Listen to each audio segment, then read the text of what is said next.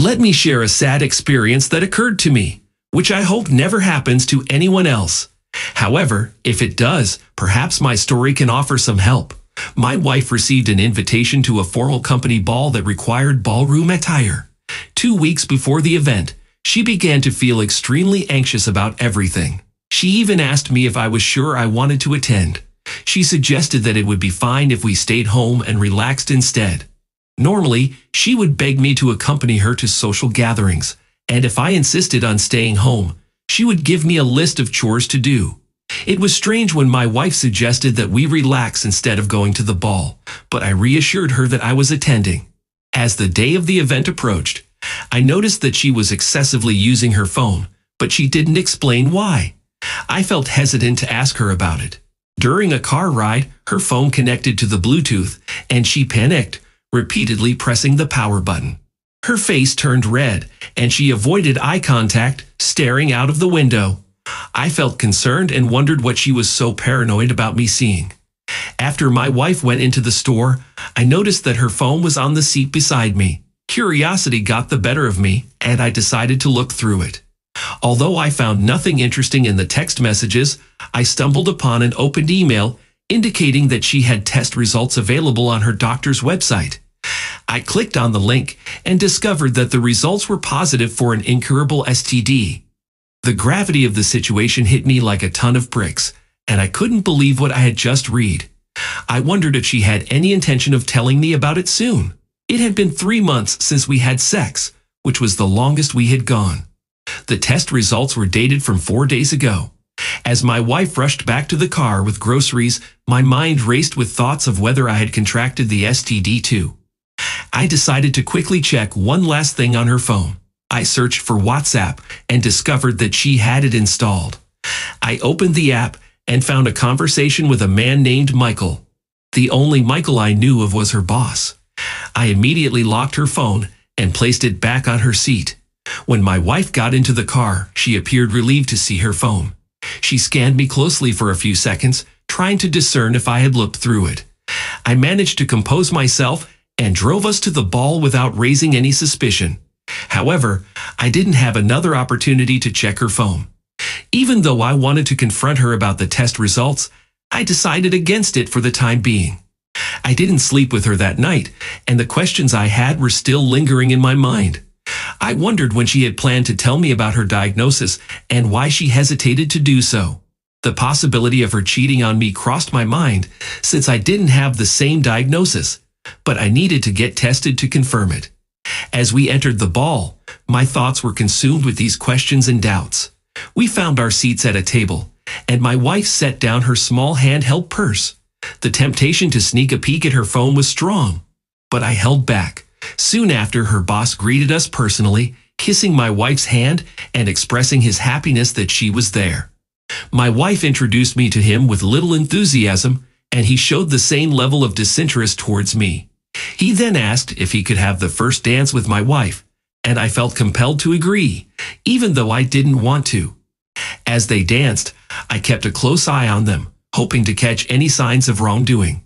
It looked like they were whispering to each other, which only fueled my suspicions. The situation was becoming increasingly strange, and I had reached my limit. Without any concern for whether my wife would catch me, I began to look through her phone. As I opened WhatsApp, my suspicions were confirmed. Michael had confirmed his arrival time, and they had made plans to sneak away as soon as I was out of sight. I looked up at them in shock, as they were currently at the bar getting drinks. I continued scrolling through their messages, which revealed intimate details about their sexual encounters and their desire to have more. My wife told him about her recent diagnosis, and he apologized for not telling her about it earlier.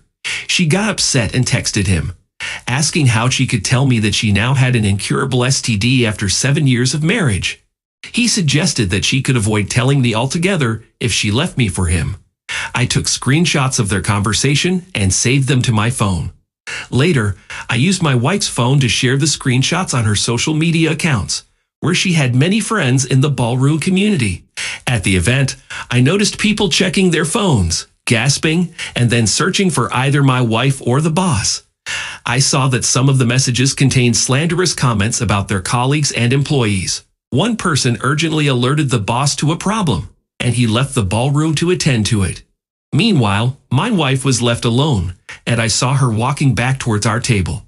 She appeared very uncomfortable, as if she had sensed that something was wrong, and people were staring at her. When she greeted me, she seemed skeptical, and I pretended to smile and folded my hands in front of me. I stated that I will be initiating divorce proceedings as she is no longer my spouse. She was shocked and sat beside me, inquiring about the reason for my decision. I returned her phone and asked her to check something she had posted a few moments ago. She appeared bewildered and seemed to struggle to comprehend what I was saying. As she checked her phone, I observed a look of anguish appear on her face, and she looked back at me with tears in her eyes and her hand covering her mouth.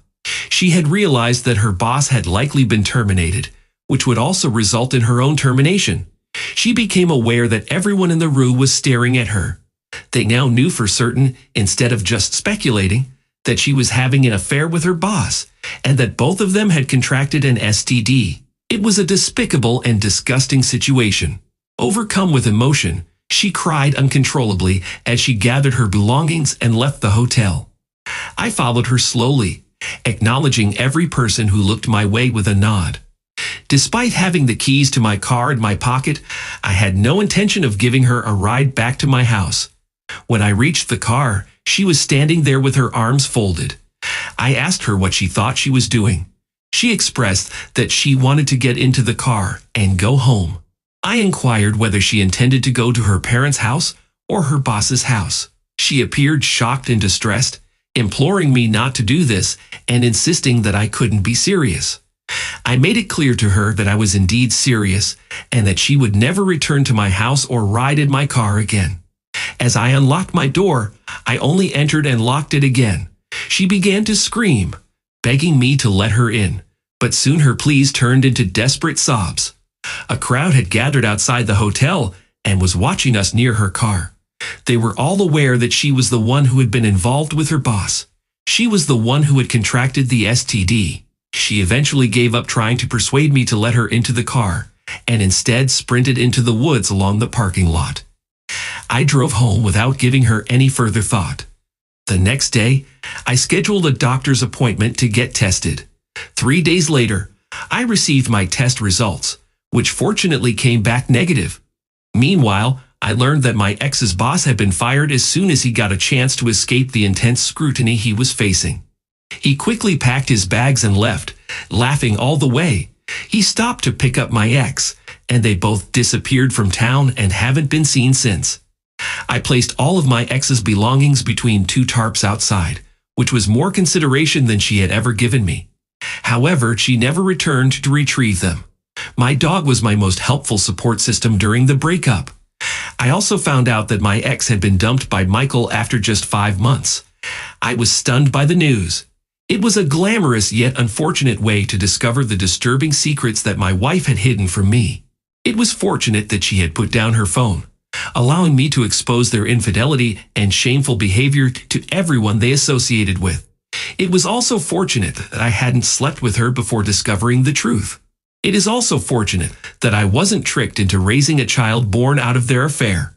My ex-wife's behavior was akin to that of a succubus, likely choosing to sleep with her boss because of his wealth. A woman who behaves in such a manner can never be trusted.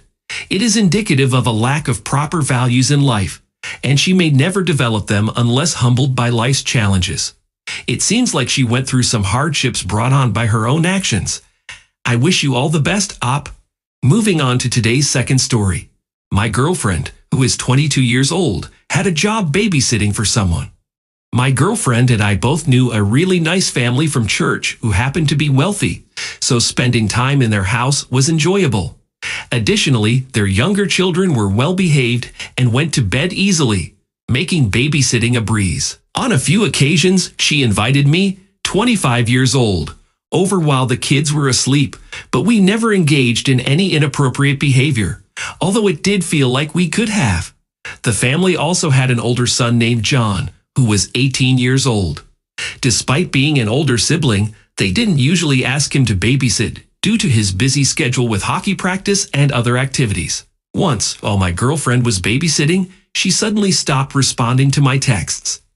I became worried that something was seriously amiss. Although she had previously mentioned that the kids were asleep, I considered the possibility that one of them may have awakened. After waiting an hour without hearing back from her, I decided to drive over to her location to investigate.